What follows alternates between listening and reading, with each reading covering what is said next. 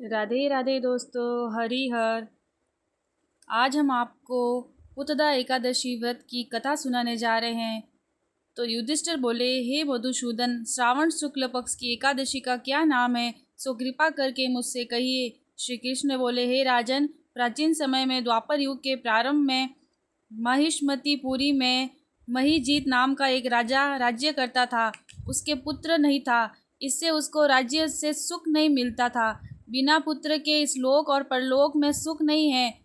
पुत्र की प्राप्ति के लिए उपाय करते हुए उस राजा का बहुत समय बीत गया, परंतु पुत्र उत्पन्न नहीं हुआ। अपनी वृद्ध अवस्था देखकर राजा को बहुत चिंता हुई। सभा में बैठकर प्रजा से बोला, हे मनुष्यों, इस जन्म में मैंने कोई पाप नहीं किया है। मैं सदैव धर्म के मार्ग में तत्पर रहा हूँ। मेरे पुत्र क्यों नहीं हुआ, इसका विचार करो। ब्राह्मण और प्रजा इस बात को सुनकर आपस में विचार करके सघन वन में गए।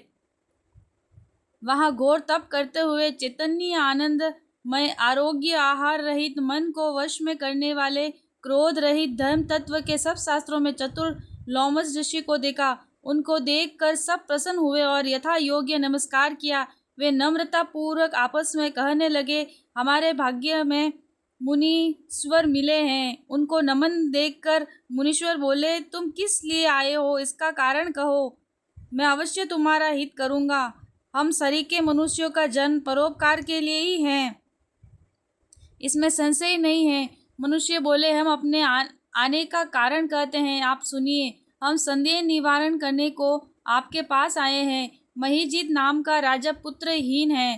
हे ब्राह्मण, हम उसकी प्रजा हैं और पुत्र की तरह उसके रक्षकी हैं। उसको बिना पुत्र के देखकर उसके दुख से हम दुखी हैं। सो दृढ़ विचार करके हम तप करने को यहाँ आए हैं। हे द्विजोत्तम, उसके भाग्य से ही हमको आपका दर्शन हो गया है। बड़े के दर्शन से ही मनुष्यों का कार्य सिद्ध हो जाता है। हे मुने, ऐसा उपदेश दीजिए जिससे राजा के पुत्र हो। उस राजा के पहले जन्म का वृतांत ध्यान करके मुनीश्वर बोले, पहले जन्म में यह राजा निर्धन और क्रूरता के कर्म करने वाला वैश्य था। एक गांव से दूसरे गांव में जाकर व्यापार करता था। एक समय ज्येष्ठ मास के शुक्ल पक्ष में द्वादशी के दिन मध्याह्न के समय गांव की सीमा पर प्यास से व्याकुल हो गया। वहां सुंदर जलाशय को देखकर जल पीने का विचार किया। वहां हाल को ब्याई गो बछड़े समेत जल पीने को आई। वह प्यास और धूप से व्याकुल थी। वह उसका जल पीने लगी। उस वैश्य ने जल पीती हुई गौ को हटाकर आप जल पिया। उसी पाप से राजा पुत्रहीन हुआ है। वे मनुष्य बोले, हे मुने, पुराणों में सुना जाता है कि पुण्य के प्रभाव से पाप दूर हो जाता है। इसलिए पुण्य का उपदेश दीजिए जिससे पाप का नाश हो और आपकी कृपा से इनके पुत्र हो।